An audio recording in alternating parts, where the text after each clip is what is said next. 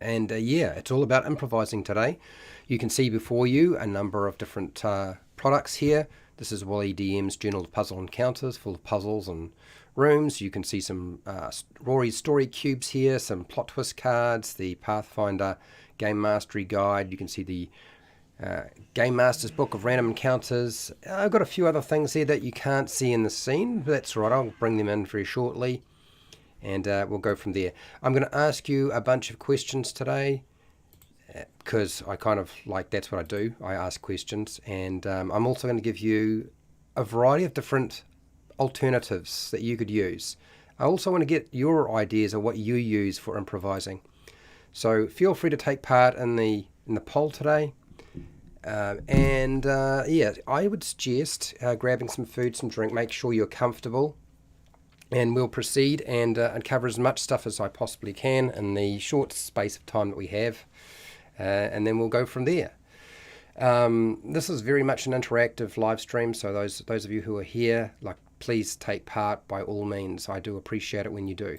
Okay, let's get into this. Now I'm going to do a slideshow, and then once the slideshow's done, I'm going to roll into opening it up to the chat, and I'm going to show you a lot of different things today.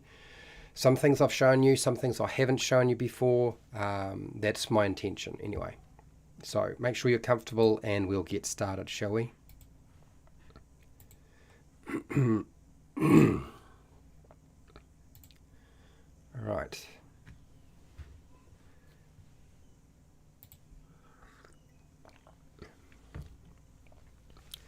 Hi, welcome to How to RPG. My name is Fred Weller, and today I want to talk about role-playing games. Any role-playing game, doesn't matter what it is. But no, today is all about the Game Master preparation that you do. And as part of Game Master preparation, this is supposed to be Lesson 6, Learning to Improvise. So this is a guide for you. You take what you need, you leave the rest. So normally I have an overview what I'm going to cover. So what I'm going to cover today is improvising methods such as Rory's story cubes, plot twist cards, random charts, plot points, no game preparation, what to improvise, and some miscellaneous recommendations. Right now, that's just sort of basically a list of the things I'll go over. Okay, I'll go into more detail and explain them a bit more. My intention is to explain all these methods to you, demonstrate where I can, and allow you to participate in some way, because I believe participation is a vital aspect of learning anything. This is a paid live stream. So World Anvil is the sponsor for this live stream. I need to thank them because very rarely does a sponsor have any interest in sponsoring a live stream. Now, if you want to put all of your stuff in one location online on a website, rather than using an old folder, paper and pencil folder, you can put it online, make it digital. All of your monsters, your magic items, your NPCs, your adventures, everything you create can be stored there in one location if you want to. And if you want to know more about World Anvil, you'll find down in the description there is a link to their website. So feel free to go and check that out. And I'll talk more about World Anvil and maybe later on. Okay, so let's go into some of the improvising methods that you might look at. As I said before, there are a couple of different methods. There's the Rory Story Cubes, which is essentially dice that have images on them. You have your plot twist cards, which basically are a card, like a playing card, and they have some general suggestions, and that's sort of how you could change the story or your adventure. Random charts, you know what those are. That's your table of 10, 20, 30, or 100 different things that you can select. You can roll randomly or you can just select. Plot points are a little bit different. This is where you actually give your players, or even potentially the game master, the ability to make huge, wide sweeping changes in the middle of your game session. And then, of course, there's another way of improvising that is just to simply do no preparation and see what happens. I'm going to go into each one of these, give you the pros and cons of each one, so it's clear to you which one is going to be more suitable for you, because not everybody's going to use the same method. Some things are easier to do than others.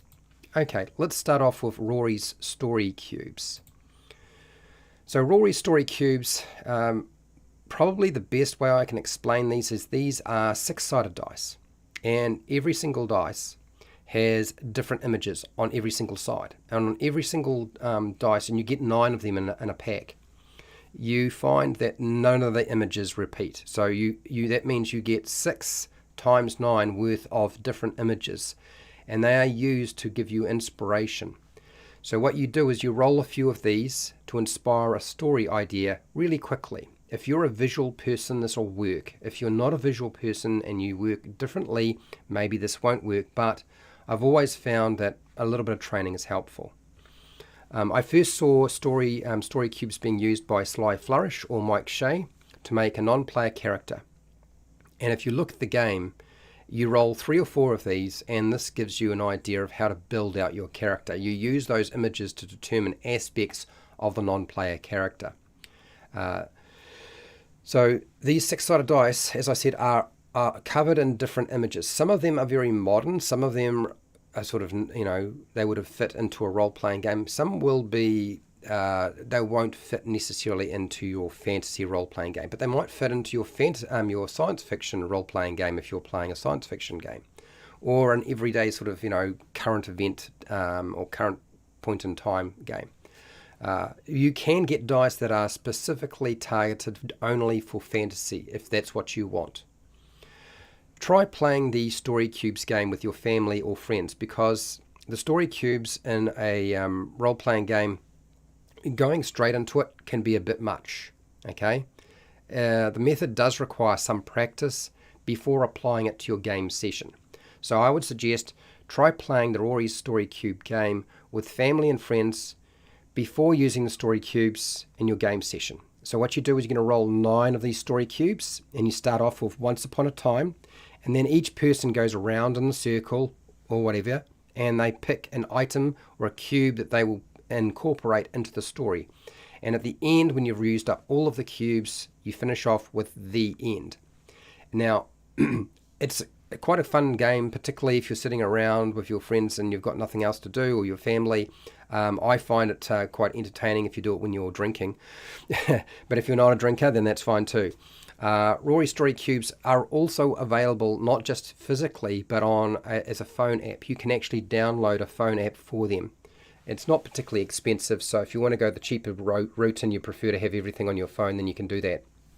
I practiced this technique with my family to improve my improvising skills, and that's really what you're trying to do. The original Story Cube box set is the best in my opinion, even though it isn't just tailored to fantasy. Just because the variety of ideas, they've gone to a lot of work to actually figure out what sorts of things people are going to gravitate towards and what will spawn ideas in your head. And certain images do that, and so they've actually been pretty they've been pretty scientific about the whole point of picking out certain images so you can identify them and use them in your head. Okay, so that is your story cubes, but that's not the only tool we need to talk about, and that is plot twist cards. Now, some of you have probably heard about story cubes, but you've probably never heard about plot twist cards. If you've never been here before at my channel, it'll be a new thing for you. So plot twist cards offer a mechanical benefit for the Pathfinder game, and that is first ed edition. But it also includes a narrative suggestion or narrative suggestions. There's about 4 of them, and each card has a theme. So what you do with a plot twist card is you give these out. Okay, the plot twist cards can be given out randomly to the players so that they can change the game's plot or your adventure's plot, some of the events that take place, some of the locations, the monsters, all those sorts of things can potentially be affected by the plot twist card, but it has to fall within the theme of the card they're using and within the theme of the suggestions that have been given. That doesn't mean they can only take things that are suggested on the card, but it has to be in the same sort of spirit.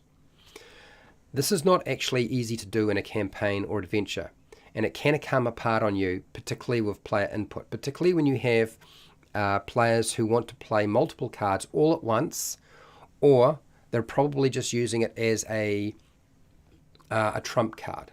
There is a tendency to use it as a get out of jail free card. I completely understand your concern around using these cards if you see that, but they can also be used by a dungeon master or game master. So you don't necessarily just have to give them to your players, you could also use them yourself. A game master does not have to accept the player's plot twist card suggestion. So when they decide to use the card, if you think it's going to derail your adventure or undermine the campaign in some way, or it's just a get out of jail free card that they're trying to play, rather than making the story or adventure more interesting, which is essentially what the plot twist cards are supposed to do, is when you get sort of stuck and it's getting a bit stale, the players can add something that they think would be more interesting to it. And that gives you a guide to understand more about what your players want. So if you decide not to use the player's suggestion, take the unused card from the player and allow them to select randomly a new card. Now you can allow them to select cards, but I don't advise it. You'll find that players will select specific cards that they think they can use more often, or they've already got a plan for how that card's going to be used, so they don't have to think about it themselves. There's no improvising being done by the players themselves. Okay, now they're improvising and you're improvising by using these cards. It can be a bit of a jump, and there is a point you might find where plot twist cards no longer have a space in your game. You may find that you no longer need them. Neither the players nor yourself feel that you require this mechanic or this tool to be part of your game. I certainly got to a point where I felt comfortable enough that I didn't feel like they needed to be there anymore. Okay, so these are a couple of things that you may or may not have heard of. I know you will have heard of this, and that is random charts. Random charts have been around a long time. They are a way of improvising in your game. Random charts can be used to generate everything for a game master. Like, there isn't a random chart you could not have. If you put it together, or you can find it, you can use it. There are a lot of online random tables and charts that you can access. I would say that Donjon, the website, can create a whole dungeon location in seconds. And for multiple rule systems, not just D&D 5e or Dungeons and Dragons. There's a couple of different systems there. And enough of that stuff there is probably generic enough that you can utilize it for any game system if you really wanted to. So that's Donjon, so Donjon. You may have heard of it. There's also Chartopia. This website is basically just full of tables and random generators.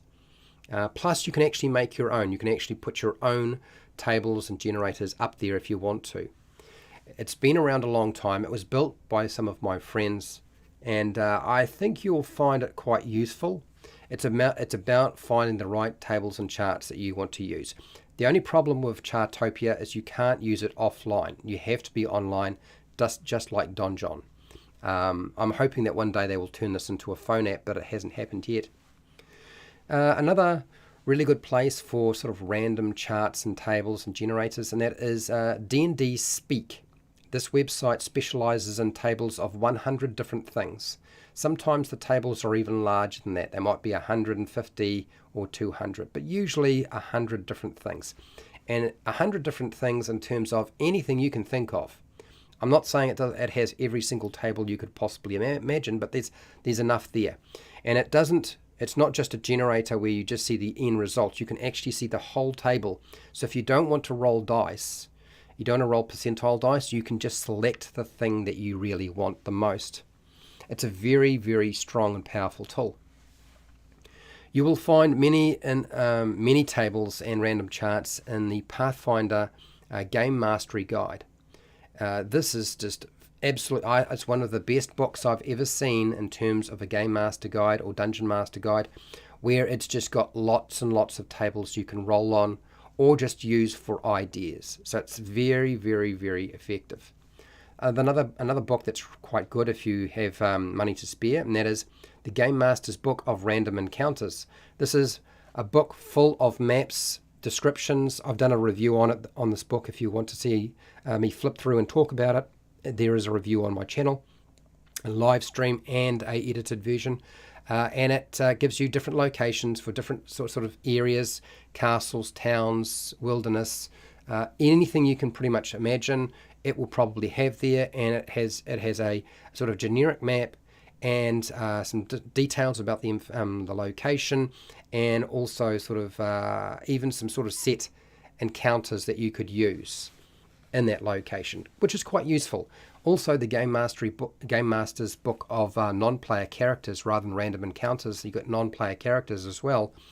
This is just full of pre-made non-player characters that you can just port over into your game. Now, I wouldn't say that navigating through it is very efficient. They've tried to set it up so it's easy to find things, but there's no index, which is a bit of a pain. I don't know how they would index it myself. I still haven't figured that one out. But it's a reasonable book. And then just about any Dungeon Master guide will have tables and charts that you can use. Also, there's plenty of tables and charts in the Dungeon Master Guide for 5e if you're playing 5e and you've got that book on you. Okay, so certainly lots you can sort of draw from if you need to. Okay, now that's that aspect. Now, I guess the thing about random tables and random charts is they work best if well organized, so that you can access them quickly. If you can't access them quickly, it's probably not going to work very well for you. So there's an aspect to this that you either have to print them out and put them into a folder, or you have to take all those resources, all those tables, and you need to put them into one place so they're easily accessible, fast, while you're at the game table. Otherwise, they really don't work. They wind up being a game master preparation tool that you do before you're playing the game rather than using them during a game. Okay, plot points. Plot points have been around a long time. They are definitely discussed in the Dungeon Master Guide for Dungeons & Dragons 5e on page 269 to 270. So what this does is it gives you a certain number of points. You might get 1 or 2 points, you give them to the players, and the players can affect anything in the campaign adventure. Like, the players can take one of those points, use them, spend them, and say, I want to change that aspect of your campaign, that aspect of your adventure. Maybe I want to change the plot. I want to change some of the NPCs or the monsters in the game. All of that stuff can be affected. So this is just building on the concept of the plot twist card. The problem is that something like plot points suffer from the same issues as plot twist cards, which is they can be exploited, they can be abused, they may present things that you're not ready to deal with, and unfortunately it's probably worse than having the plot twist cards. Plot points allow complete flexibility. They can change anything. So there's no guide, there's no theme they need to work to. And when there's no theme that they need to work to, they don't have to think very hard. But you as the game master or dungeon master need to think a lot harder. Okay? So it puts much more work on you. Now when you get your players trying to use plot twist cards and plot points, do not allow your players to say, I want you to do something with this monster and make it more interesting. They have to come up with the idea. This is one of the things that I discovered is players will sometimes say, I want you to do something. I want you to change it so that there's a conflict in this between these non-player characters. And you say, what is that supposed to be? And they haven't thought about that. They just want you to do all the work. That's not what you're trying to do. What you're trying to do is force your players to improvise, and then you improvise based on what they give you. If you do it that way, it's a good marry. Okay, you're now in a partnership where you are sharing, and everybody now at the table is having to improvise, not just the game master.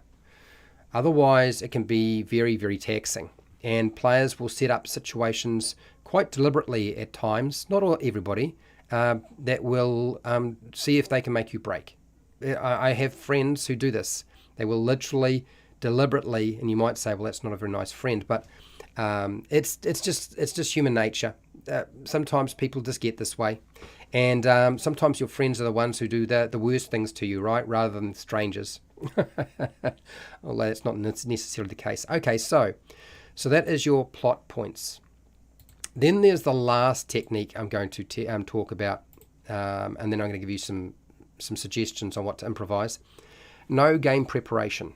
So no game or adventure preparation forces a game master into improvising a role-playing game if they have nothing to refer to. Because if you've got nothing prepared, then you've got to make it all up on the spot. I don't recommend you doing this as a game master if you hate feeling stressed or panic. If you panic, if you get stressed easily, don't do this to yourself. This method is often practiced by a game master as a result of having no time to plan a game session and can yield really cruel player feedback, unfortunately. And that player feedback is not necessarily got very much weight to it, unfortunately, too. And players may not see this, but you will understand it if you've been doing anything with role-playing games for any length of time. And I'm going to talk a little bit more about that in a second. What I would like to say about no preparation is there are some people who can't do this. They can't just walk in, do no preparation, and run a game. It's just completely against how they're built, okay? And they either can't or don't want to change that way of approach. One, probably because they have plenty of time. You know, if you're a kid or it's your job to do this sort of thing, and you run games as a job, then of course you're going to prepare. But I will make it clear, there's nothing wrong with doing no preparation as long as you can do it well. And you won't do it well when you start off. So you have to be prepared to allow yourself to make mistakes and have sessions that aren't as good as you might have wanted them to be. I've run many sessions where I've prepared a lot of material and it didn't work out, whereas I prepared nothing and the game session was great. That doesn't always follow. You get a mix and match of all of these. Some if you prepare, you get a good result or a bad result. Same thing applies with no preparation. The only difference is the stress level and the stomach sort of churning and the butterflies. I can assure you the butterflies do eventually disappear. You do this enough, you'll get rid of them. Okay, what to improvise? What can you actually improvise? So first off, I would say have a look at what Sly Flourish has to say about preparation and what to prepare, what you're going to, because you even if you improvise, there's probably some things you want to have set up for yourself, okay? Whether that's some tools or whether that's some sort of generic preparation that can be used anywhere and be reused over and over again. And his Return of the Lazy Dungeon Master is a good book for that sort of thing. So what can you improvise? The title of a book found on a bookcase or on a desk. It's quite common for players to ask for the title of a book, the contents of the book that they read when their character goes through the book once they open it up. You can use a couple of story cubes for that. The creation of a non-player character, the details like their personality traits, their bonds, ideals, flaws, motivations, and secrets. You're probably very familiar with what I'm saying here in terms of this. This sounds very 5e, I know.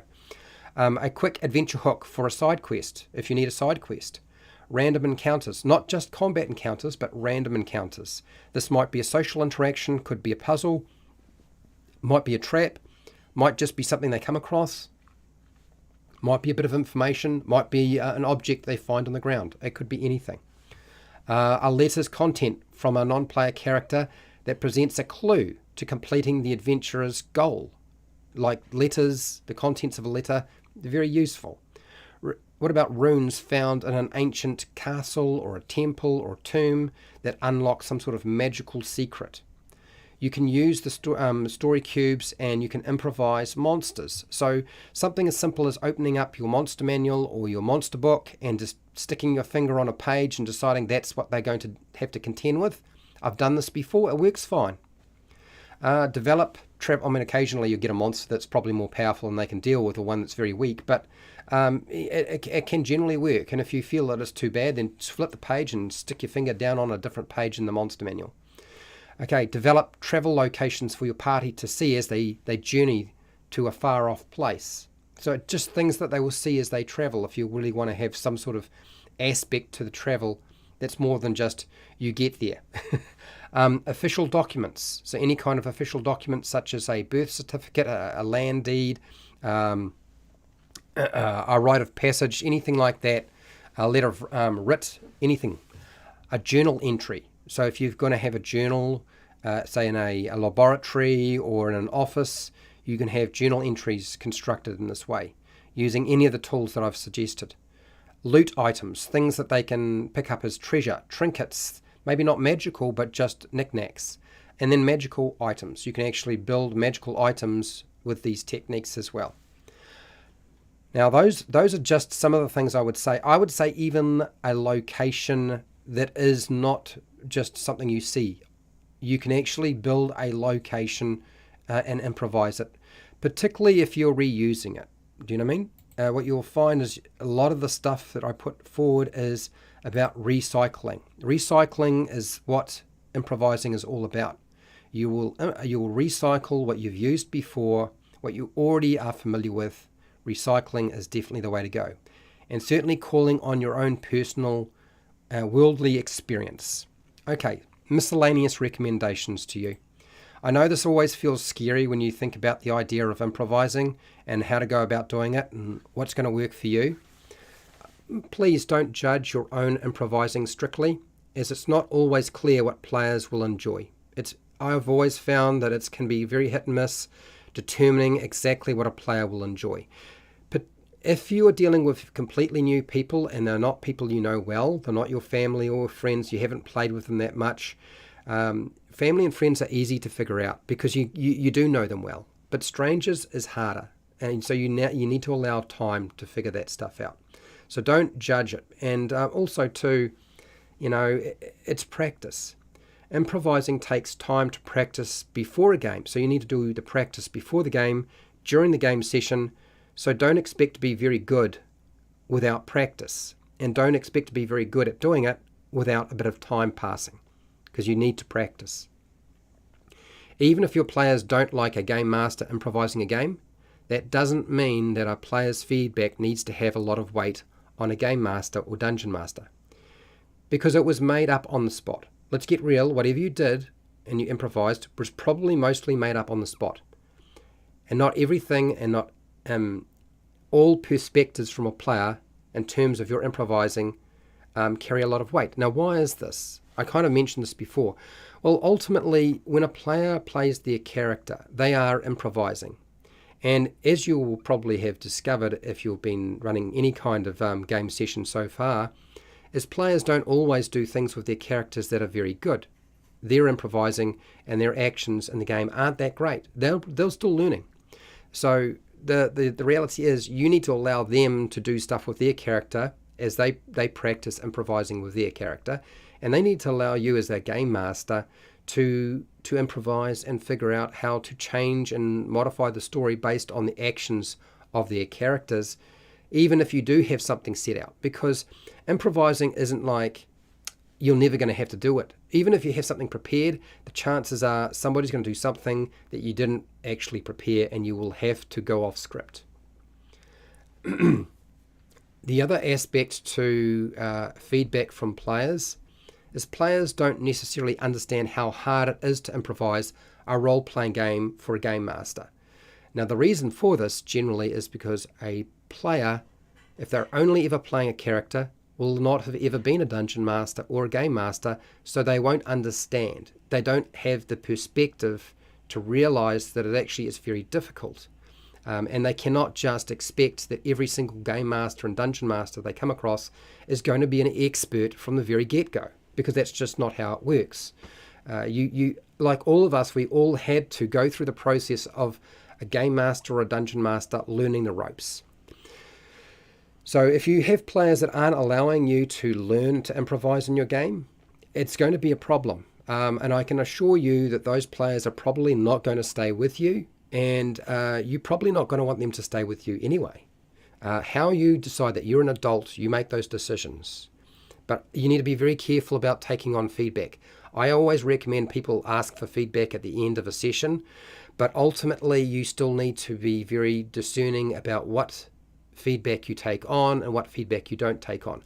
If you have players at your table and they are also game masters. In other words, they've actually been a dungeon master and a game master, but they're also playing a character.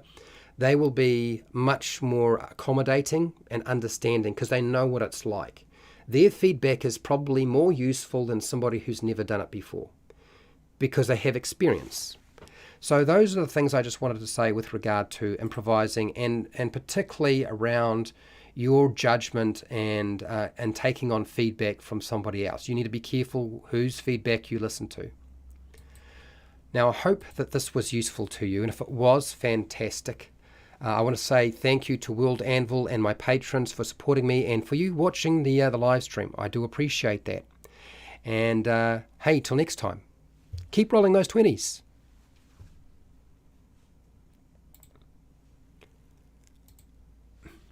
Okay, give me a second, and we're going to do something maybe a little different today. Normally what I do is I go straight in and we just start making something. That's Game Master preparation, but I think maybe today that's not the solution. I think maybe today is a good day to actually just show you some stuff that I haven't shown you before, and also to show you some stuff I have shown you before. And also kind of talk a little bit about, like, what are people using as tools? Like, what sort of tools are you using? Are you using things that I'm using, or are you using different stuff? So yeah, I thought that would be a good way to look at this today. We'll see how people feel about that in a second. All right, I just need a drink of water and then I'll continue. Let's have a look at the chat. Hello, Pale Rider, how are you? So do you have improvising tools for running your role-playing game adventures? And so yes, 17%. So 17% of you who are game mastering have actually, this is only 6 votes though, have actually got tools that you use. And no, 83%. So what I want to do is I want to show you a few tools today, so you can decide which tools you think you might give a go. Which ones might be more suitable for you. Do you know what I mean? And I think that's probably the best way to go with today. That's what I want to do, is I want to focus on showing you a lot of different things. And then I showed you some books and some cards. And so I will show you some of the stuff in there very briefly. But there's a couple of other things that I've got here that I probably will share with you as well, that are not in the scene. Okay, so what do you got here, Pale Rider? When we first started, almost all of our adventures were improvised as we went. Yeah, I think the concept of improvising and homebrew was much stronger in the early days. Like, there was a lot more of it going on straight out of the bat, and that was, you were forced into the situation because there weren't adventures. You couldn't buy adventures. Pre-made adventures didn't really exist. That did come eventually, but when you started out, you usually have to make your own stuff up. And if you weren't running an adventure and you were just running like a site location, where you could go and explore like a dungeon, you still had to create your own. There wasn't stuff that you could just grab, you know? And I think that, and this is where my channel has been heading, is I want you to make more of your own stuff. So let's get into that. Player, I want to change this about my campaign. GM, you are sucked down into the abyss and never seen again. Roll a new character and think on what you tried to do. That's not what I'm saying. And Pale, I know you're jesting. So there is a concept called yes and no but. So yes and, I don't know if anybody here understands that concept, but maybe I need to actually talk about these two things, because I know everybody seems to want to throw out, there are certain things you should do and shouldn't do, and it's like, you know, what they're talking about is own personal preference, their own bias about how they would go about doing something. I'm not really here to do that. I'm really here to just give you tools. So, so I don't repeat myself, alternative improvising tools. Okay, so I'm just making a little header so I remember. So the first one is yes and. So what is yes and? Yes and is when your players decide they want to do something or make a change to the story or your adventure, but you're going to add something else onto it. It's not going to stay completely the way they wanted it to be. So they may have decided that they want to add in a new monster. Instead of having a mimic, they would very much like to change the mimic out, and they want to put in, say, a gelatinous cube. Okay, instead of the treasure chest being a mimic, it's not a mimic, it's a real treasure chest, but there's a gelatinous cube in the room. Or maybe the entire room is just full of gelatinous cubes, like they all sort of bubbling around in there. And so that's what you do. But you decide as the game master that seems a bit heavy-handed, and if all they have to do is just walk straight into the room, and if there's nothing actually inside the gelatinous cubes that is floating, there's no sort of cue or clue that there is gelatinous cubes. So you decide, well, yes, you can. That's what you can do, but it's not so much. Yes, you can do that, and I'm going to say that the gelatinous cubes, instead of them having nothing inside them, there are a few bones and bits of equipment floating around inside them. So when people see the room, it looks like there's various items floating in midair. They can't see the gelatinous cubes because they're see-through. They can see the treasure chest on the other side of the room, but that's what they're trying to change. So you've added to it. You've allowed them to take what they wanted, and you've added onto it. Okay, so that's yes and. McLovin, yes, please. I have my doubts about yes and. Now, so that's yes and. But there's another way that you can look at this, and that is the yes but. Yes, but. And it is essentially the same in many respects. It just comes from a slightly different angle. So yes, but is, say the person tries to do the thing that they want to get rid of the treasure mimic in the room, and they want to have gelatinous cubes there. But maybe they decided they only want to have one gelatinous cube, and the gelatinous cube's not in the entrance. It's actually way off to the side there, so it's easy for the players to just basically walk in, open the chest, take the treasure, and run away. And because a gelatinous cube is very slow, and if they make the room big enough, they decide they want the room to be much larger, then they could just go in there, grab it, and it becomes like a trump card. Yep. They've changed the story in some way, they've impacted it in some way, they've made alterations, but they've done it in a way to essentially ensure that their success is guaranteed. Now, this is something that will happen to you. It's only a matter of time if you start allowing players input into affecting your adventure. And you say, yes, you can have one gelatinous cube in here, the room can be this size, but you change one aspect to it.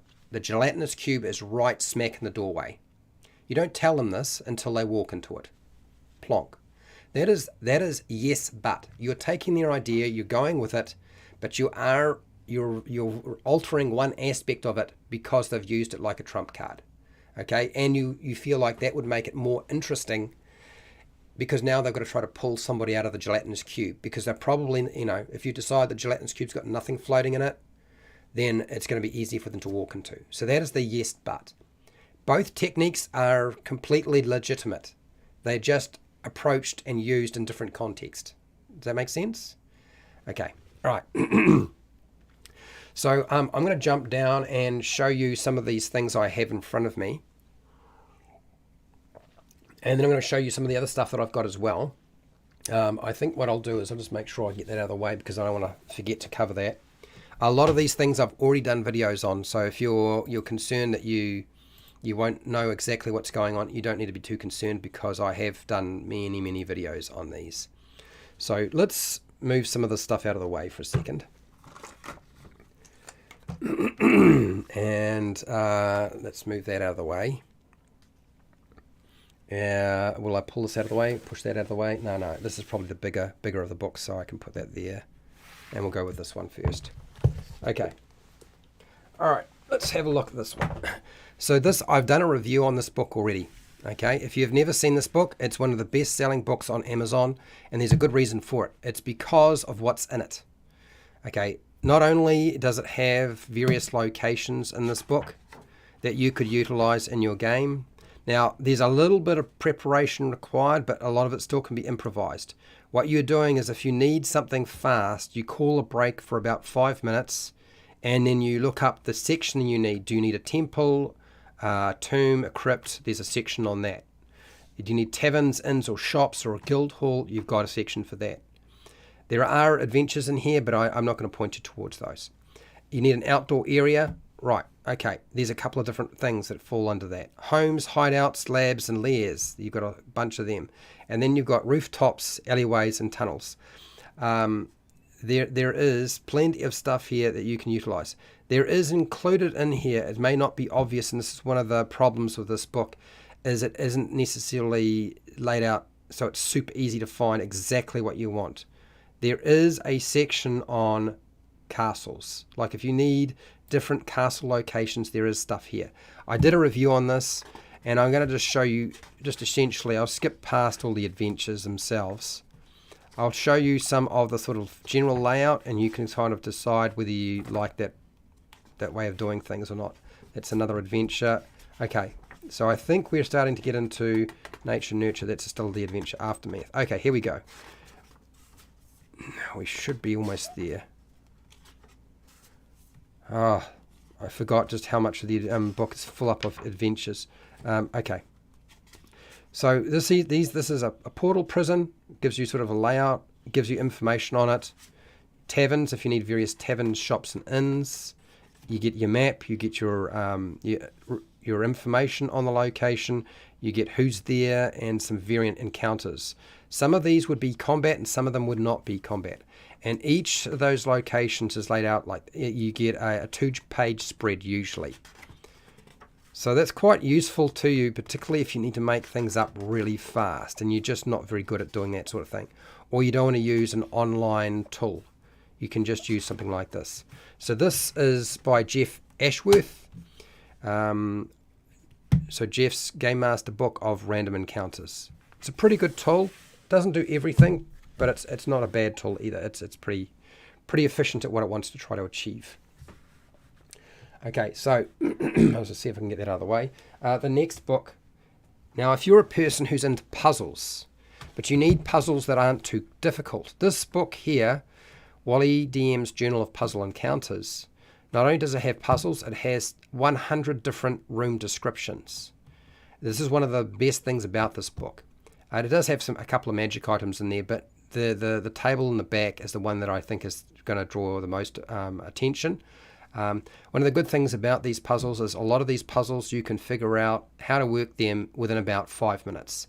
There are plenty of very easy to medium difficulty ones. The medium and hard ones can be a bit tricky sometimes, but like I said, there's plenty in here. And Wally's one of my friends, and one of the things, and part, I suppose that's true why I would be talking about his book, because we are mates. But what I like about Wally is Wally understands what a game master needs. You need everything laid out in a particular format so it's easy to understand, easy to implement, and easy to put into your game. And quite often you'll find that it takes 5 minutes to just import what he's got here where you need it to be. It explains exactly what type of puzzle it is, where it might go, how it might work, how to give them clues. This is when they get stuck. One of the things that Wally has communicated to me when it comes to puzzles, if it's taking more than 10 or 15 minutes, it's taking too long. And if your players aren't very good at puzzles, then give them more hints and tips. And if you make them roll dice to get the hint and the tip, and they're not rolling very well, then stop rolling the dice and just give them the hint and the tip. Okay, so that's that part of the book. And I'm not going to scroll through the whole thing, because that's not why I was actually here. These are the pages I want to show you. Now, you could roll randomly. There are 100 different rooms, and each one has a different sort of description, and opens up the possibilities for you to do anything with it, and sets up a lot of mysteries for the player characters. This is actually brilliant in many respects, just because there are so many, and he's pulled them from pop culture. So the reality is that you get 100, not just a room title, but a description of what's going on in the room, and then plenty of leftover space for you to improvise. So if you need to incorporate rooms, you can. He even has a little section on here on how to create your own puzzles. Not going to help you so much in improvising, but I still feel like this tool is pretty good, particularly in the back. That table at the back with the different rooms descriptions is invaluable. Okay, it's just a matter of having it easily accessible to you when you need it. And then of course puzzles. Now if you're not into puzzles and you're into something else, then of course you won't be looking at something like that. Pardon me. I am going to apologise. I'm just, the change of weather here's problem. Next, I'm going to show you. I'll go through all the books first. Let me just show you all the books that I think are really good for improvising and just downright great tools. Now, I've done reviews on both of those books. I've done a review on this book that I'm about to show you as well. So this here is the Game Master's book of non-player characters, and it's simply just jam-packed with non-player characters. It's made by a variety of different people, not just Jeff. But and it also has 3 one-shot adventures, so very short adventures. Each of his books always includes 3 short adventures. I'm not a fan of that myself, but that's his decision. It's his product.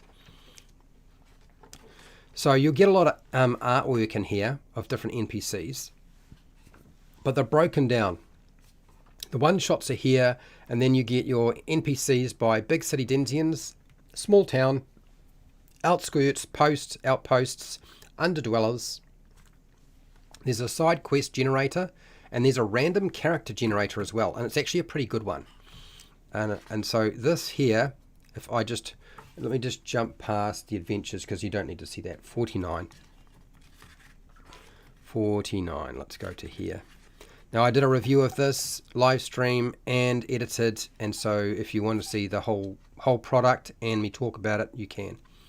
So this gives you, usually there's about 3 NPCs on every page, and it's usually broken down into a comment that they would generally say, kind of what they look like, what you could perceive if you inspect them, a little bit of information, sort of backstory on them. It's literally a sentence or 2, that's it.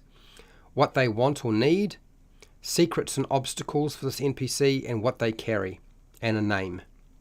And that's it. You won't necessarily get an image, but you get a description of what they look like. Okay? And there's just bucket loads of these things in here under different categories. So super useful if you need an NPC quickly. You look up the area that they're kind of in your contents page, and you select one that you like, and you're done. You don't have to roll dice. You don't have to make it up yourself. Somebody did it all for you. And whether you like it or not, this is actually an improvising tool. You might say, but the work all the preparing has been done by somebody else. Part of improvising is actually using and reusing, as I said, stuff that has already been done before. And so it's just a matter of finding the right tool to do what you need to do when you need it to do it.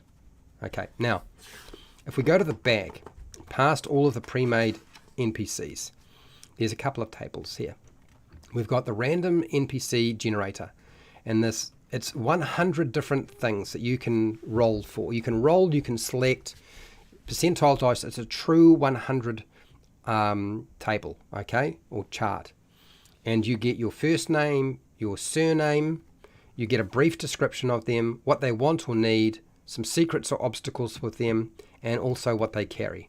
And you can make up so many different permutations with that table, and it's on itself. Like it's great.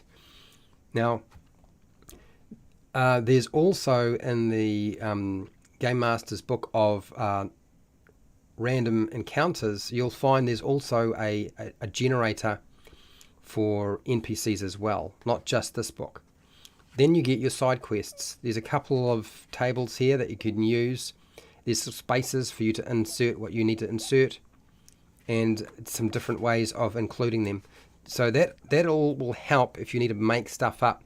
Again, sometimes the best way to improvise is to call a break, give yourself time to jot a few things down and look a few things up.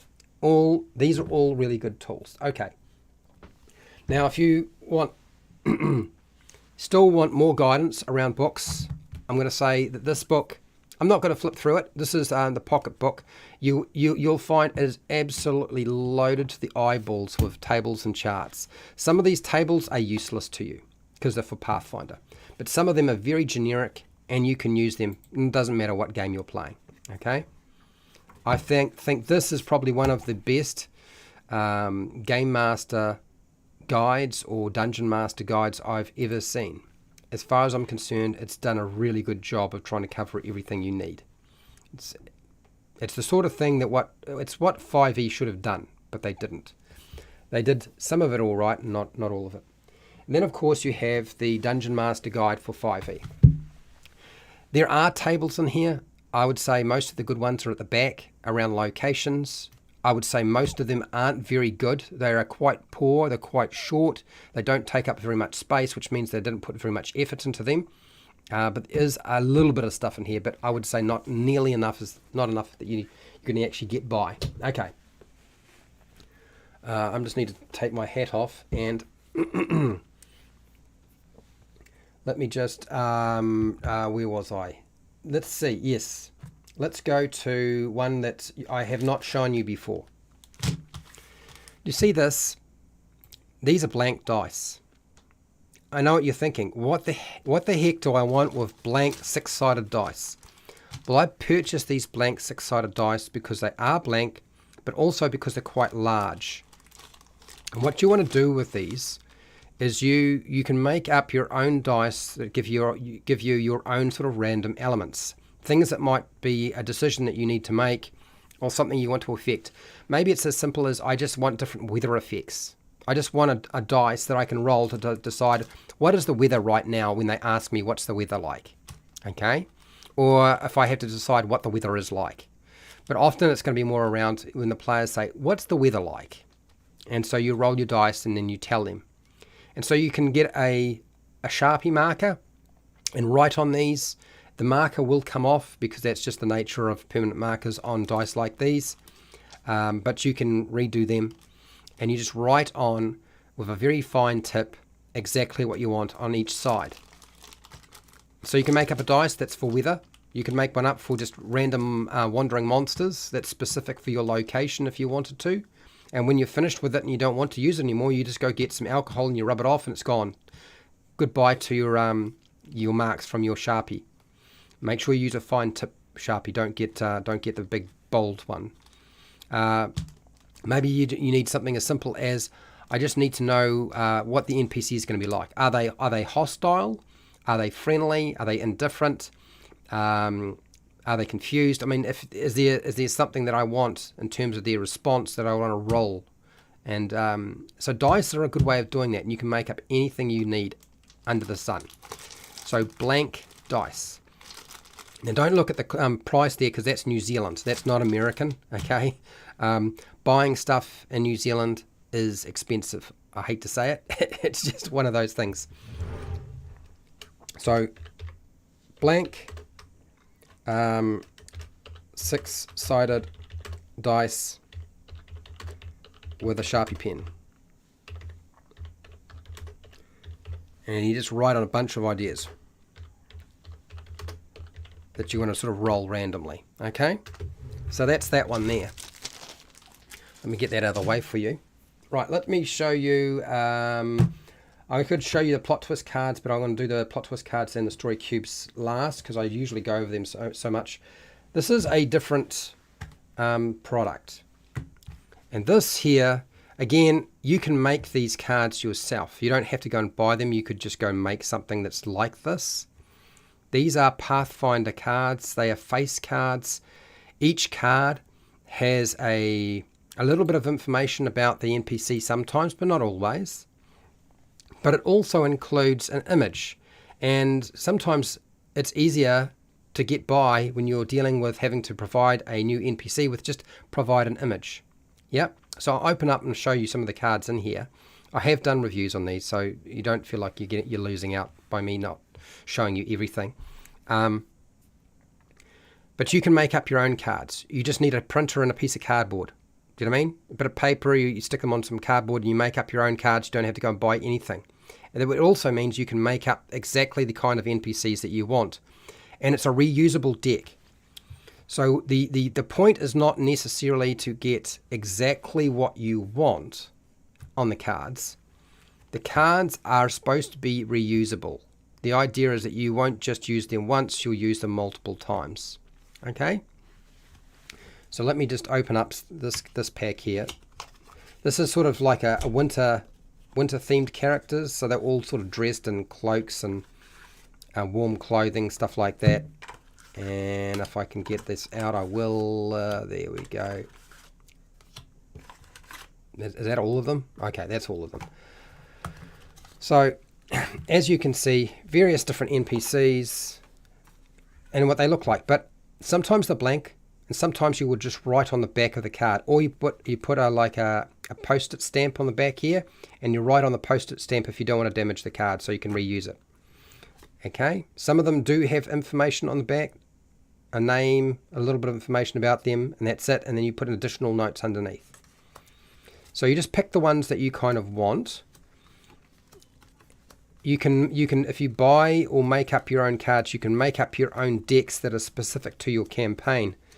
So the reason why I have these is, one, they were going very cheap when I was buying them, but also two, I realized that I could reuse them multiple times as long as they sort of fit within the sort of thing that I was after. And yeah, the more cards you have, the more options you have. Remember, an image tells 1,000 words. So for your one image of a card that you put down, you can make up the rest and just jot down as notes. Make sure you take notes when you improvise. It's nothing worse than improvising and you never write down anything that you actually created as you were going. Okay, I know that can be a bit tricky. Sometimes it's hard to keep the flow if you're writing down stuff that you need to remember as well. At least write down their name. Okay, at least write down the character name when you're doing this. So buy them, make your own, doesn't matter. Make sure whatever you're putting together is reusable. One of the reasons for selecting this pack here, when I purchased it, it was because the face cards were far more generic. I've got one here that's more around monsters. This one is sort of wintry, and this one is sort of more humans and just general Pathfinder society, high society sort of stuff. So it's got a very different theme to it. These cards, same sort of theme deal going on here. Let me just see if I can get rid of this. So if you really wanted to make life easy for yourself, having just a bunch of different cards with different images of NPCs is a great way. Okay, that there is a fantastic tool. And so, yeah, and you can make up various different packs depending on what you want. Okay, so that's face cards. I'm not saying Pathfinder face cards. You can find other companies that make cards that are very similar to this. But NPC face cards, really, really useful. You won't regret having a pack like that. So, PC face cards with an image. Okay, all right, I've talked about that. Cool. Next, let me get rid of this, put this onto the pile of things that Fred has already talked about, and I'll show you something else.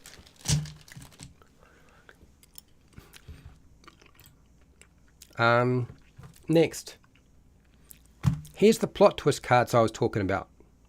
Now, you've probably never seen these before. Unless you've been on my channel before, you probably never heard of them. But that's all right.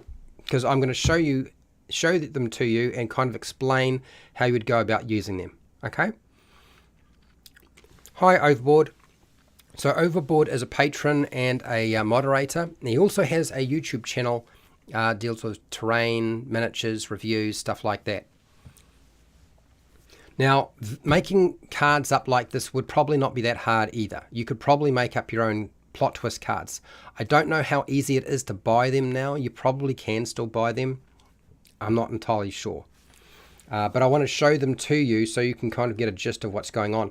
Even if you don't use plot twist cards, this will help you understand what you're trying to do with plot points if you decide to use plot points. Okay, all right. Again, this is a tool. I consider this a player character tool, but it can be used as a game master tool as well. All right, let's just go like that. All right, here we go.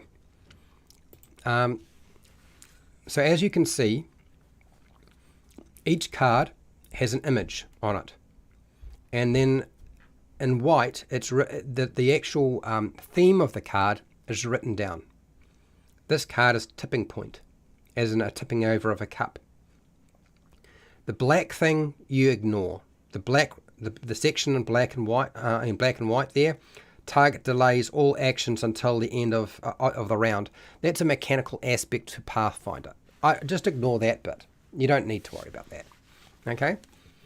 What you do want to focus in on are the things that are written underneath, because it gives you an idea of how you might use the card in your game. The first thing that it says here is a situation resolves itself. So whatever's going on, the players might decide to play this and have a situation resolve itself. It might be used like a trump card. You don't need to agree to this, but you know, who knows? A dam breaks or a tower collapses.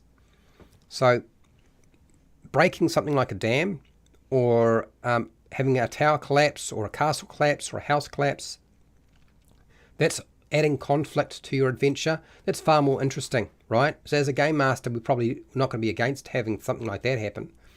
A spy's plans go into motion. So maybe there's a spy that's in your adventure, and you want to affect that in some way, or include a spy.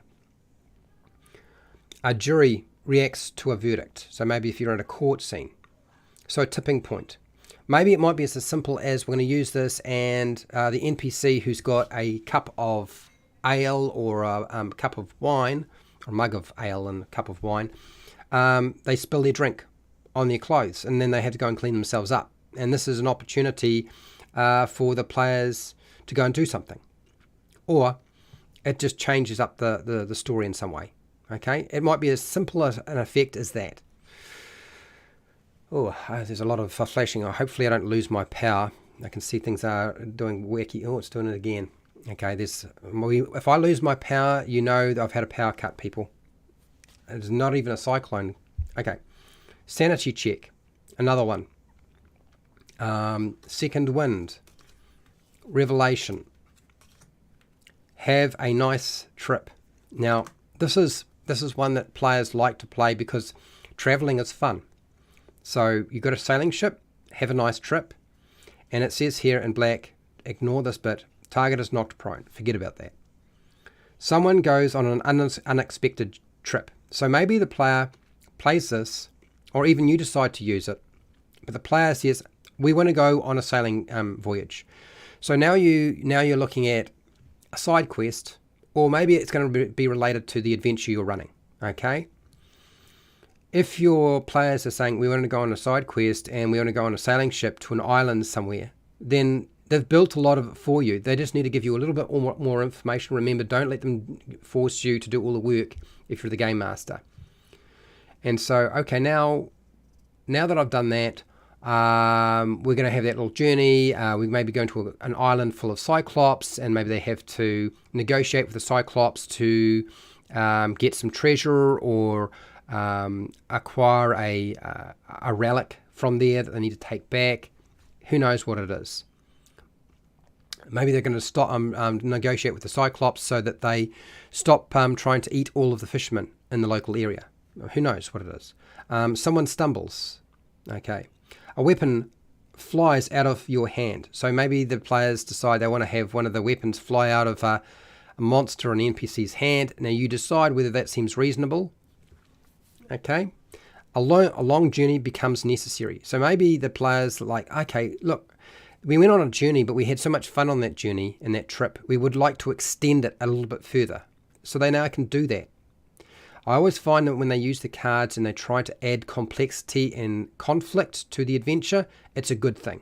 When they try to use the cards to resolve conflict and get around things, it's probably not a great use of the card. You can also, if you find your adventure and what you're running is getting stale and you want to shake it up but you don't know how to, as the game master, flip through some of these until you see one that you like and think, that would actually work with my adventure. Which one would work with my adventure right now? What's happening here? I'm a pirate on a pirate ship.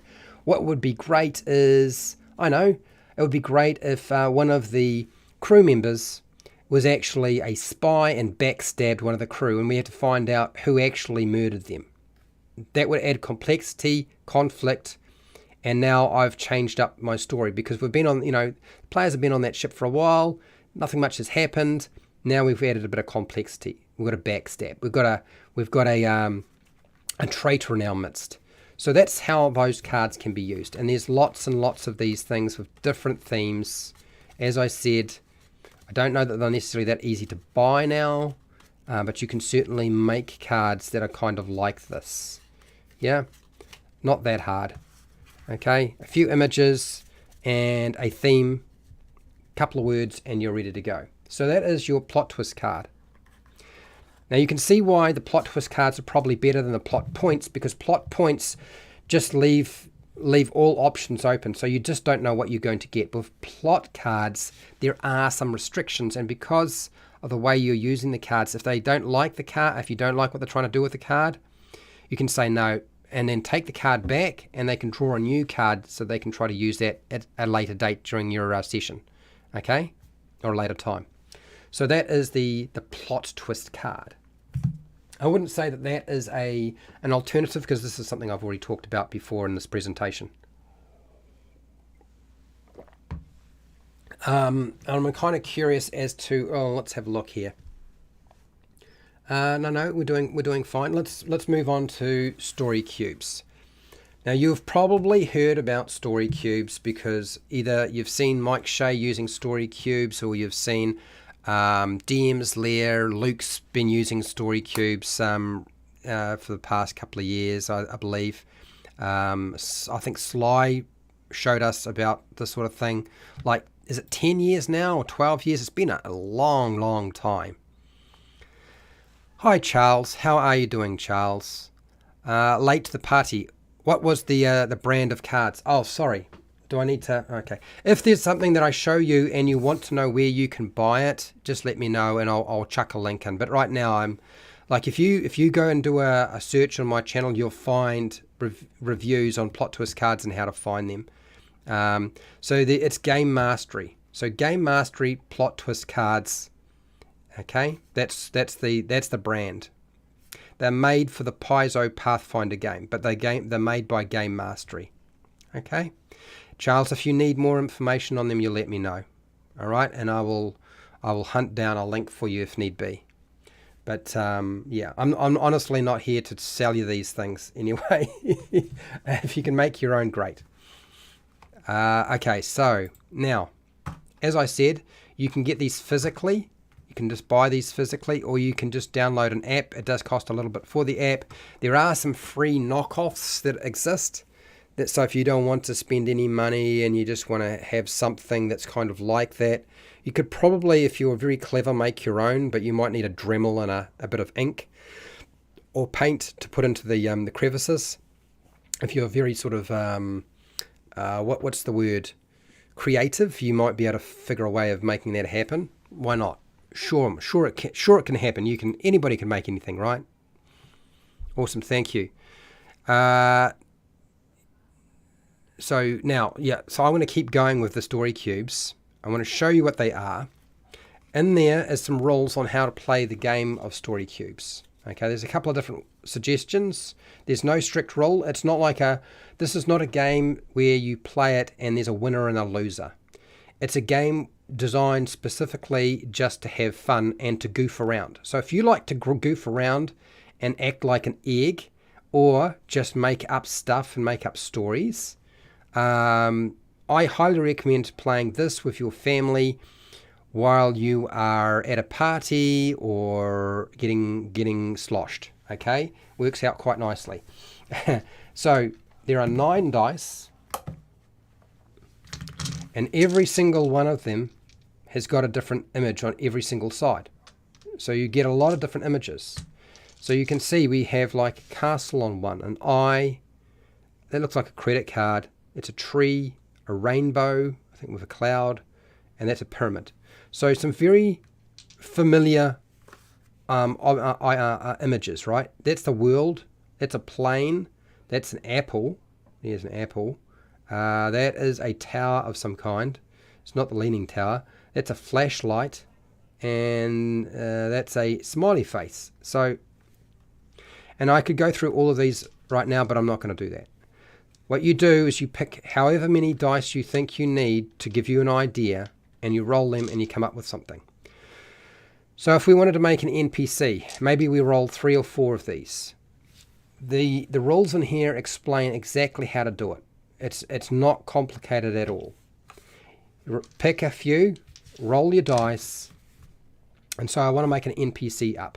Okay, my NPC is a traveling hobo, maybe, or a world traveler. So he's a world traveler. He's an investigator because there's a magnifying glass, right?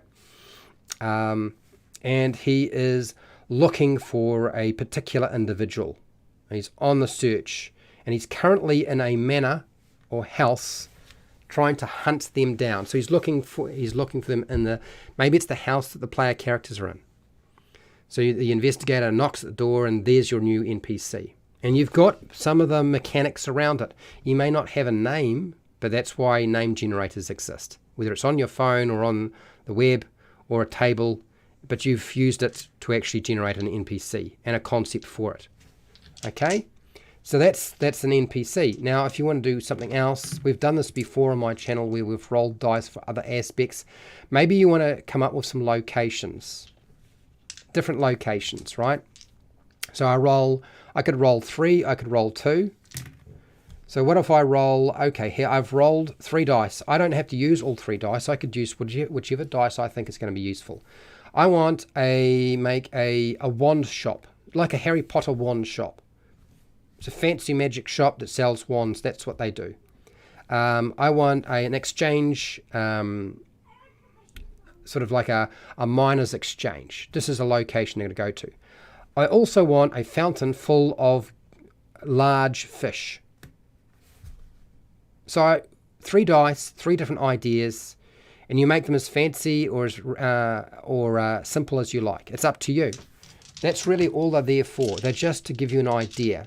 Because sometimes when you just got to sit there and come up with it, and you just go blank. So this helps you avoid going completely blank.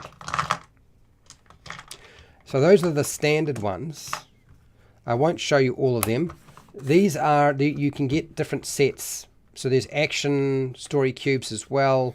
You can also get smaller sets that are very much themed. This is for enchantment. I did have more of these types of dice that I could show you, but they got stolen a while back, so I can't show you everything. And so these ones are specifically set up for enchantment. So if you see, this has got like a tower on a hillside. This is sort of like a swirling, maybe a portal of some kind. That looks like some sort of crown. It's just upside down. There we go, upside down crown. This is a mirror. Maybe it's a magic mirror. This is a well, and there's a fairy. So we've got 6 different ideas there. There's a forest. There's Red Riding Hood by the looks of it. That looks like a bird cage. That looks like is it a dwarf or a gnome miner? And then we've got a wolf howling and a baby's basket. This is a flute. This is an old woman. Maybe it's a witch. This is a cat. That looks like some sort of gremlin or a little demon. This is I think that's just a bag hanging from a stick. Maybe it's to represent a vagabond. This is a frog. So a bunch of ideas, you roll them and you use them to help you come up with stuff when you are stuck. That's really what they're all about. That's your story cubes. Now, it's been past the top of the hour for a little while, and I normally take a break before I continue. And so what I think I will do is I need to take a break. If I don't take a break, I'm going to hurt myself. So I don't want to hurt myself. But what I want to do is I want to have a look at the voting poll, and I could continue showing you and talking about different ways of improvising. I've shown you a couple of new ones I haven't put forward before. I've explained a couple of them, right? I could do a few more. I don't think I've got a lot more that I could show you off the top of my head, but there's probably a few more that I can show you. Or we can just make up a table. Now, I've been working on a couple of tables. One of them that we've been working on is different wilderness locations. We could just go to that and continue to build out the wilderness location table. 100 different locations. We're getting closer to finishing that. Or we could do that today. I don't want to do anything around monsters because we're probably going to be doing monsters tomorrow. We'll probably be working on monsters tomorrow. And we've been building tables for that. Or I can show you some alternative methods if that's what you want. So what I'm going to do is I'm going to end this poll here. I'm going to put up a new poll. Ask you a new question, and we'll see what people want to do. Because I'm at this point, I don't think I'm too worried about what it would be. I'm quite happy to do either one, frankly. So, what would you like to do for the rest of the live stream? And that is so we can so 100 100 wilderness locations.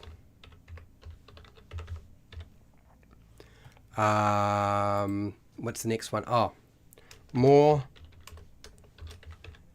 improv methods.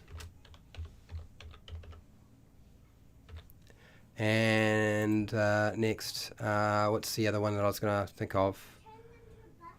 Let's see, we'll go here. Something else. You have to be very clear about what that something else is.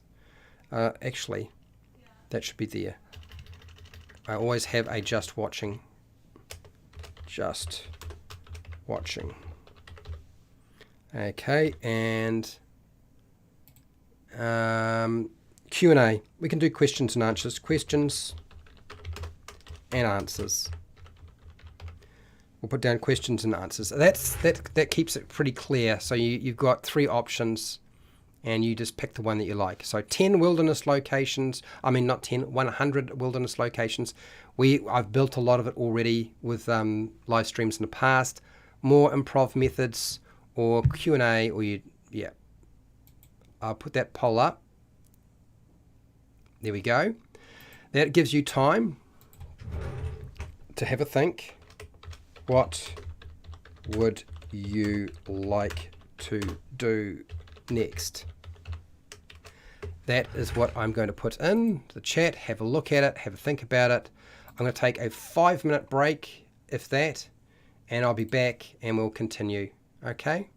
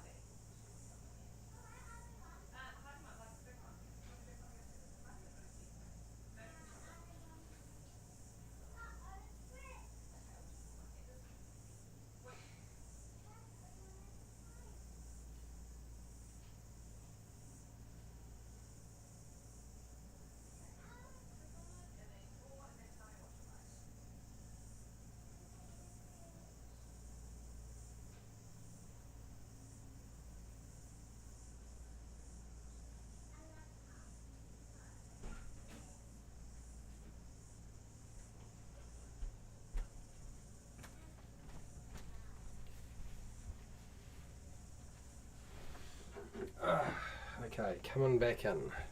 Climbing back into the chair. Ugh. And be interesting to see what people have decided they want to do.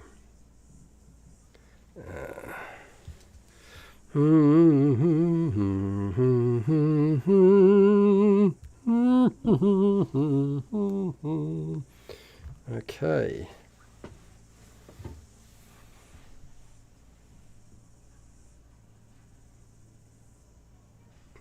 Oh, okay.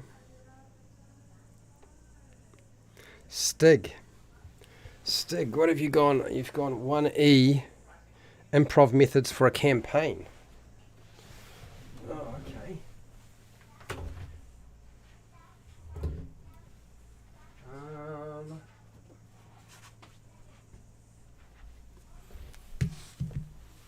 Okay, all right. I found it. Let me just slide back in here and let's have a look at this poll. Someone's been very specific. So I've grabbed it. Okay, let's have a look at the poll. What is the poll saying? Oh, it's a tie. 4 votes out of the people that are here, and that we've got some people who want to do the 100 wilderness locations and continue that. So a lot of the stuff that we build and goes up onto Patreon, by the way. Like you'll find that there's been quite a lot downloaded just recently. So everything that we do here that I make goes to Patreon. And sometimes it's a draft, sometimes it's a finished product, sometimes it's just it's the notes and you guys just build on it. So it's, and more improv methods. So that's going to be tricky. So with the time that we've got, we can't really do both. So how about I present, because we can come back to the 100 wilderness locations. How about I cover 2 more ideas in terms of improv. Stig has asked about 1E specific improv methods for a campaign.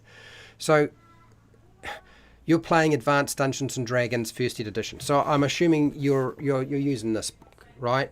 You're a game master, you're using this book. It really doesn't matter what version of the game you're playing. Frankly, like improv for any version of any game, it's going to work fine because that's just the nature of it. So it's not like it needs to be for 1E. If you're saying like is there stuff in here that I need to talk about, like it's got look, all of the old Advanced Dungeons and Dragons books were full of charts and tables. Like they just you bury yourself in them. There's a bunch of them. There always were lots of them. How useful they were to you is another story. Like I would say there's quite a few in here, and it's the case with most books, that aren't necessarily that useful to you, right?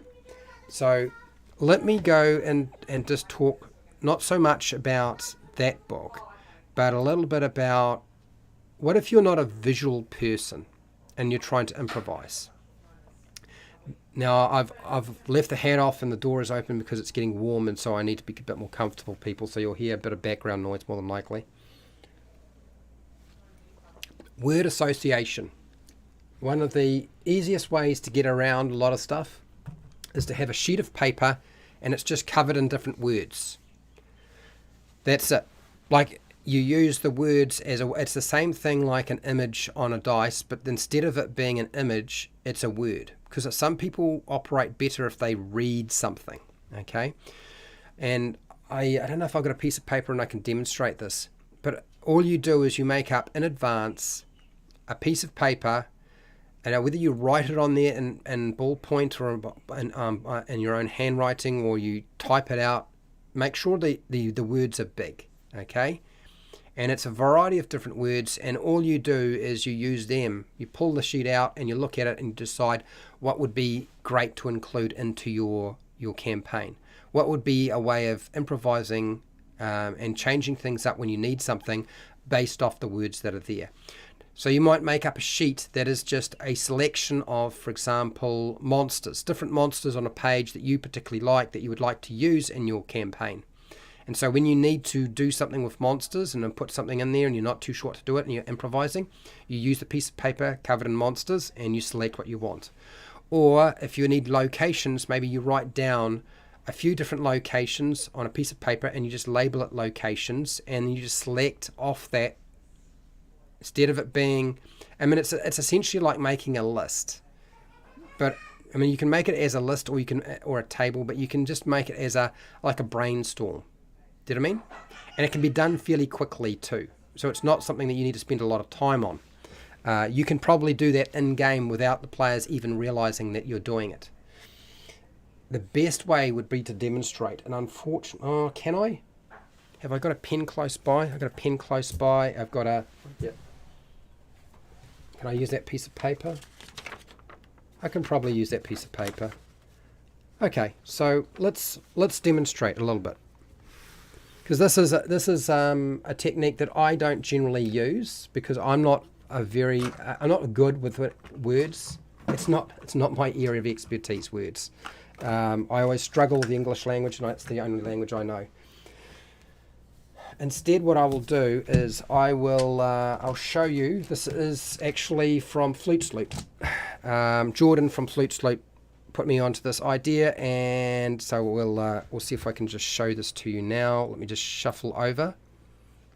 Word association, the transition, piece of paper. Sorry if it's gone all funny, but it's a piece of white paper. You see what happens? Waste white paper there, go back in, goes dark. Okay. All right. So first thing we're going to do is we're going to decide what is this really about. Like, if we're going to make up something really quick, somebody's going to go somewhere, we don't know where to go, we want a location. So we're dealing with locations. What sort of locations do we want? I want, do I need a castle?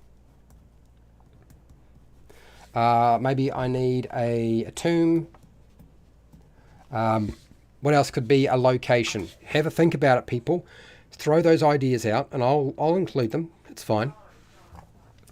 Is it a tomb? Maybe I want a house. I would prefer to have something that's a little bit more varied. So that maybe is it a pyramid? Put a pyramid in there. What else would be another location that we could have that we can include? This might fit our adventure. We could have a stable, just the stables. Hunting lodge.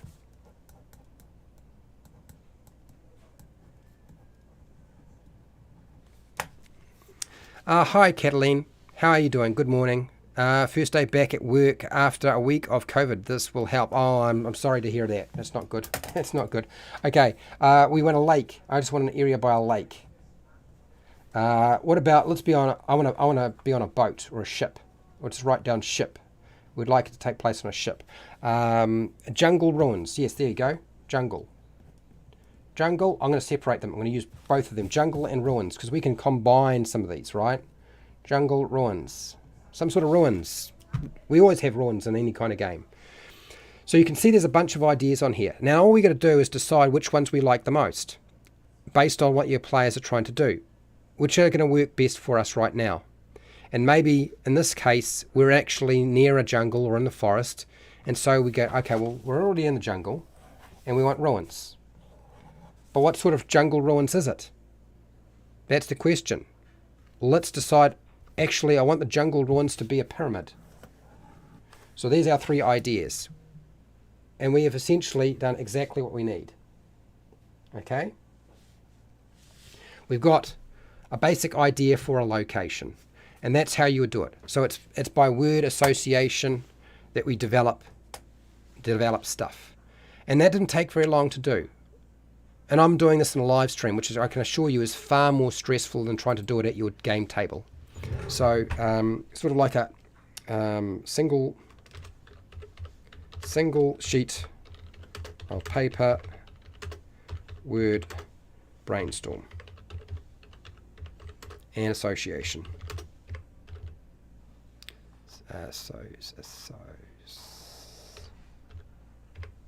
Uh,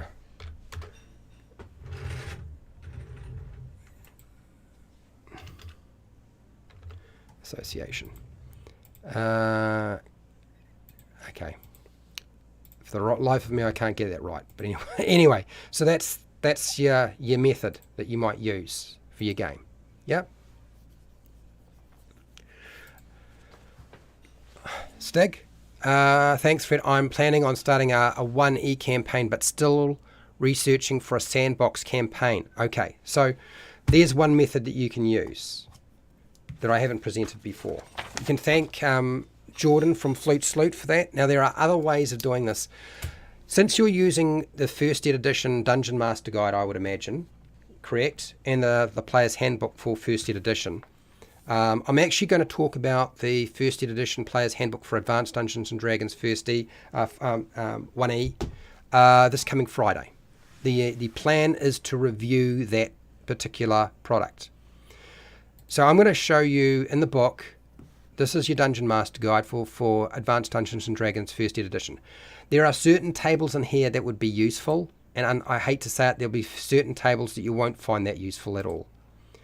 So how about I point out, as we go through here, I'll point out the ones that I think you need to make a mark of. So you ready, Stig, to actually mark down which tables are probably more useful to you? As I flip through this very quickly, I'll do a major review of this some other day, but it ain't going to happen today. But I can at least point you into the direction of which ones are you probably going to use and which ones are you not going to use. Also, too, what Gary's done with this book is he actually has an appendices that has all the tables sort of at the back. Okay. You'll find that the vast majority of a Dungeon Master Guide is around explaining stuff. And in the beginning of this book, you'll find almost everything that you come across is almost useless to you. It's like trying to teach you about the mathematics of a role-playing game, and you've got percentage charts and stuff like that. So starting in the front of this book is probably the worst thing you can do. What you want to do is turn the book right smack to the back. Start at the back when it comes to the first edition Dungeon Master Guide. Okay, that's where you want to start. This is where you'll actually find things that are actually useful to you. Now, not necessarily modifiers, but you're going to find that he's got a lot of modifiers in here. When it comes to tables, Gary loves tables, okay? But this is where you want to start. In the back, non-player characters. So here, this is for non-player characters. This is like, I'm going to have to be careful about how I handle this book. This gives you some sort of basics around how they might be. This is trying to build out the different aspects, whether that be how old they are, what they look like, their sanity level. It's got depression, intelligence, what else? Nature, honesty, how honest are they? Morals, piety. So he's approached it from a slightly different way, and it goes on to the other back page here. So that's actually not a bad table. I mean, I would use that table. That's not too bad. Definitely start with that one for sure, because that gets you NPCs going. Index. Would you believe it? Gary put an index here. Apparently, Wizards of the Coast still hasn't figured out that indexes are a thing. You even have a glossary. Next, when it comes to tables, I would look, the bigger the table, the more useful it is to you. This is around encumbrance. I wouldn't even bother with them. I mean, if that's your thing, great. Monster summoning. Lists of spells are always useful. Do you know why? If you have a spellcaster, you could just go down the list. It doesn't matter what book it is, and you just make a jot down the spells that stand out for you. You think that the ones that you think are going to be the most useful to you, that you would use during that encounter with the player characters. Which ones they would most likely have active. Okay. This here is actually not too bad either. These tables here. It's so small, I'm struggling to see the writing. Okay. Okay, so herbs, spices, and medicinal vegetation. So he's gone into a bit of detail on that sort of stuff. If you've got somebody who's a druid, maybe it'll be useful. At least you've got food and drink, a table on that, jewelry, magic furnishings. You'll find tables in the back of the Dungeon Master Guide for First Ed Edition on making your own dungeons. Like, there will always usually be tables, stuff that you put in the room, the type of room it is, torture chamber furnishings, like all the things that you would want to put in your torture chamber. He's got that, because that's one of the most common things you would want to put into your campaign, is somewhere you can torture somebody. I know that sounds sick. A general description of container contents, what you might find in something. Those are all good tables. Different types of traps. You'll find that old D&D liked traps, and so they'll have a huge list of different traps. You're going to find more traps in this book than you will in the modern one. I hate to say it, but it's true. Okay. And then we get into monster charts and tables. This is really just for fast reference. There's a bunch of stuff around gambling. What else? I'm going to skip through most of this because I don't think you're going to find it that useful. You'll probably have a better idea of what you will find useful than I would. Okay. So random generators for creatures from a lower plane. Well, very specific, not really going to be that useful to you. I would skip that. Okay. And this here, this is just what he's basically got here is random encounter tables. Some of them are more like wandering monster tables than random encounter tables. What you're looking at here is cities, stuff you would find in a city. A lot of this stuff here is stuff you would find in a modern book. Like they're really just taken a lot of the ideas that existed in this book and they've ported it over to their modern book. Okay, so that's around cities, deep water, dinosaur. Dinosaurs were a big thing, and we'll skip past this because I don't think you're going to find much use for that.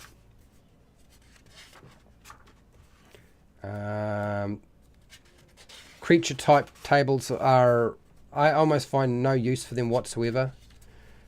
And okay, so what is this? Is this underwater, large, salt water? No. Deep water encounters. So anytime you see a table or a chart, you know a book is not very good when all it is a list of monsters that you might come across that you either talk to or fight. If it's just a list of monsters on a table, it's the laziest sort of thing to create, because anybody can make that up. You know what I mean? Alright, let's move past that. Magic pools.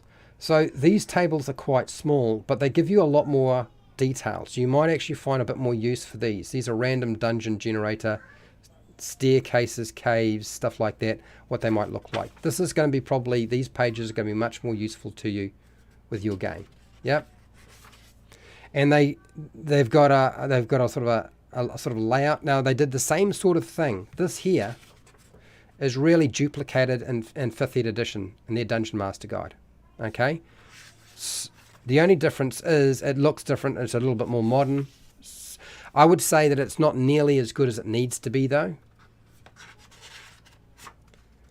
But you may find some use for it. And then moving along, now we get into magic items. There's a point where we would just wind up with just yards and yards of magic items in this book. So, and I would say that's probably, I mean, you might find a few other tables in here, but I would say the vast majority are probably in the back. So look in the back. And it seems to be the same case with the modern one. Like if we have a look at the modern book here, it's the same thing. There's a reason the bookmark's in the back. The bookmark in the back has actually got where all the good stuff is, right? That's where the good stuff is. And frankly, the bookmark in the back, same sort of thing going on, is essentially that's where all the good stuff is. And the appendices. Would you believe it? That would be my suggestion to you with regard to First Ed edition, and what you want to do is look for those types of tables that are going to work that way. Photocopying them and putting them into a folder, or taking a sort of a scan of them and then putting them into an online resource that allows you to store stuff if you want to go digital. and you don't want to go paper and pencil and flippy folders or whatever, you can do it that way. Does that make sense? Hopefully it does. And I think that might be a good point to finish for today. I normally don't finish that early. Like I'd go straight into it. For those of you who did vote that we'll do 100 different wilderness locations, I'll at least show you what I've done so far. How's that sound? It means we'll come back to it and we will finish it, because I intend to create 100 different wilderness locations with the descriptions, because it's no good just having a name. You have to have a description. So one of the problems with tables is it's just one or two words. It doesn't tell you enough, because you need a bit more information. Otherwise you're going to go and do research. I don't know what it's like for you, but I wind up spending way too much time going and researching what do you find in a blacksmith, or what do you find in a torture chamber, or what do you find in the kitchen of an old castle. Like, how do I do that? And so we actually started the process. Let me just flip this over here so you can see what we started on, and I'll show you the page, and you know that we'll come back to it even if we can't do anything with it today. Okay, and that is there. Okay, so this is early stages. Like, we got a certain part way through, and then I had to sort of stop because we ran out of time. Okay, so I had to put it into order. But the idea is that each entry in here will be like the swamp. Dead trees with black trunks, rotting vegetation, scummy water, quicksand, curling mist, moss hanging from tree branches. That's the description of a swamp. What it does is, by having something like that, if I want to put a swamp in, I can just use that to form my description. I don't have to write up anything fancy. I know exactly what it is. I can put it together and rephrase it however I want. I can leave out anything I don't want. Okay. We have worked through a lot of these. It's required me. We wound up doing a lot of reproduction. So I know that I need to go through here and sort of tailor it a bit more. Kelp forests, there's a whole lot of different things. The idea is that at the end, when this is finished, I'll put it up onto Patreon. It will be I'll try to make it a document that is potentially something you can edit if you want, or it just be a PDF if you prefer a PDF. And we're up to 66 locations. We've gone as far as petrified forests, the painted desert, elephant graveyards. A lot of these things they're not fantastical. They are like wilderness things that you would find in any place. Like they're not out of the scope of reality. And the intention behind this was not to make something outside of the scope of reality. Do you know what I mean? The idea behind this was I give you something that you can actually use and say, okay, I'm going through here. This is the sort of thing I want. What do I want? Now, and you can roll randomly, but that's not the value of it. The value of it is if it's in alphabetical order and it tells you what those things are. That's the big push for this. That's the intention. I don't know how I managed to get Valley and Hill. Let's just push that down. Okay, there we go. That's probably better. So that's what we've been working on, and we'll come back to this, and I will finish it. I just don't think I'll do it today. I'm going to consider today nice that I get to finish up early, since very few people were engaged in the chat. It means I get to have a bit of a rest. What is happening tomorrow? To give you an idea of what's happening tomorrow, for those of you who are here, tomorrow I'm going to go into monsters. My intention was I was going to talk about the Cyclops. The problem is I don't like what they did in D&D to the Cyclops. The Cyclops in D&D is one version. It's Homer's version of the Cyclops in that story. And I don't think it's very good. I would prefer something better. Thanks, never would have thought to start from the back. Very helpful. Yeah, start from the back. do you got here, Charles? I absolutely love hearing all of these bits I've accumulated over the years for how to make DMing easier and better. Yeah, well, I'm good, Charles. So I'm glad that's the case. I was a little unsure if I was on the right track, but I was thinking about all the things that I wind up doing, that I wind up having to redo, and I was thinking, well, it's just time to make the tool so it's there, because I'll use this stuff myself. Do you know what I mean? It's not just going up onto Patreon for the sake of going to Patreon or showing you in a live stream, but so this is what's happening tomorrow. Normally I would do a specific monster lore in a workshop, and I would talk about a particular monster. I'd cover the lore for it, and I was going to do the Cyclops, but I don't like the D&D Cyclops, so I've been revamping it a little bit, because there are 3 types of Cyclops. So instead, I need more time, so I'm not going to do it tomorrow. I'm going to do it next week. Instead, tomorrow we're going to go over monster lore. And we did it a little while back, a couple of weeks back. I'm going to go over sort of the origins. So I thought it would be nice to start off with a table of origins and to finish off the table of monster traits and monster special powers that we were doing. So we might just work on that. I think instead of me presenting something that's supposed to be finished, it'll be mostly workshop rather than actually a presentation. Does that make sense? So that's what I'm going to do tomorrow. And then the day after, we're going to do another monstrous hero. We'll do a Minotaur. We'll make a Minotaur from Esper the Bard's Kickstarter. And then the day after, I believe it's basic mechanics. We'll look back at basic mechanics again. I won't look at a specific system. And then we're getting near the end of the week now. And then the end of the week I will go over the Advanced Dungeons & Dragons First Ed Edition Player's Handbook, which I have to say was terrifying in many respects. For a variety of different reasons, which I won't explain. So that's what's happening for the rest of the week. So yeah, we're going to do monsters next week. For those of you who wanted monsters, more monsters. Absolutely. Got to have them. Anyway, I need to get out of here. I'm going to lose my voice. And yeah, that's what we need to do. I got to go. I want to say a big thank you to my patrons. I really do appreciate you. You make a big difference in ensuring these things keep going on. All the stuff, as I said, will eventually go up onto Patreon. It will go there as a document, depending on what you want. A lot of them will be drafts. Thank you to World Anvil for sponsoring this live stream. It's very unusual for somebody to sponsor a live stream, and they've been willing to do so. You'll find all the information on them down in the description if you need to organise your stuff. And look, make your own stuff, create your own things, give improvising a go, because at some point you're going to be forced to do it whether you want to or not. It's only a matter of time. So you might as well start having some tools and start practicing now. Okay? So wherever you are in the world, whether it be the morning, the afternoon, the night, or the wee early morning, please look after yourself, your family, and your friends. Be nice to your neighbours. Be nice to your neighbours. And hey, till next time, keep rolling those 20s.